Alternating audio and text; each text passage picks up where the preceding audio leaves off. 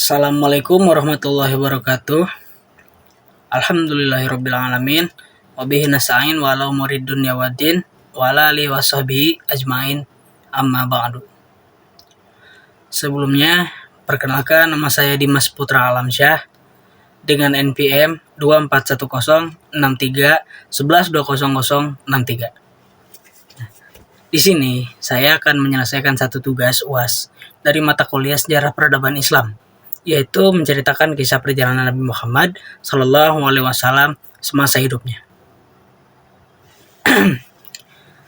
Nabi Muhammad SAW lahir di kota Mekah pada tahun 571 Masehi, yang dikenal sebagai Tahun Gajah. Beliau berasal dari suku Quraisy. Suku Quraisy ini terpandang di kota Mekah. Ayahnya bernama Abdullah dan ibunya bernama Aminah.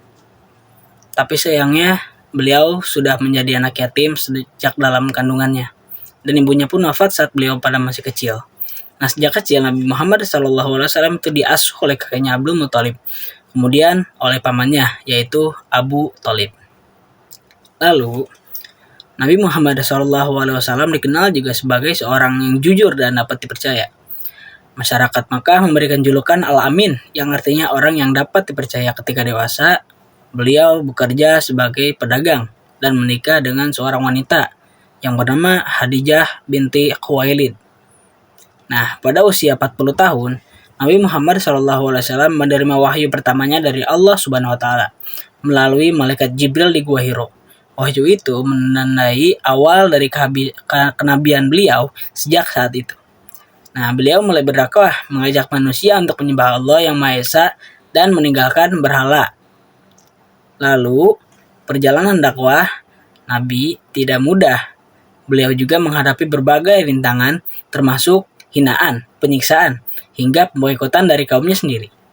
Namun, beliau tetap sabar dan teguh.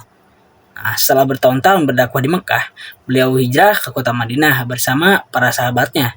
Di sana Islam berkembang pesat dan Nabi Muhammad menjadi pemimpin yang adil serta bijaksana. Selama di Madinah, Nabi Muhammad SAW memimpin berbagai perjanjian dan peperangan untuk mempertahankan umat Islam dari serangan musuh.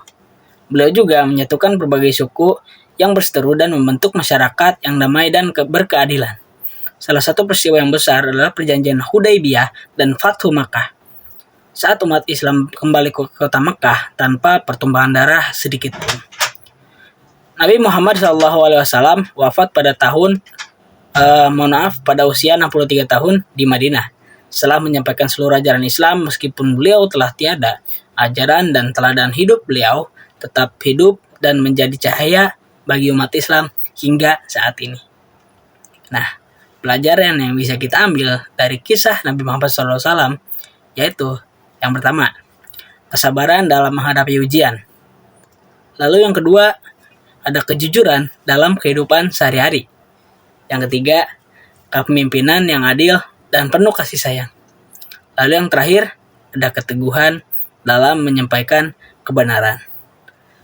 Kurang lebihnya mohon maaf. Segitu saja dari saya pribadi. Mohon maaf apabila ada salah kata atau salah perbuatan. Wabillahi taufiq wal hidayah. Wassalamualaikum warahmatullahi wabarakatuh.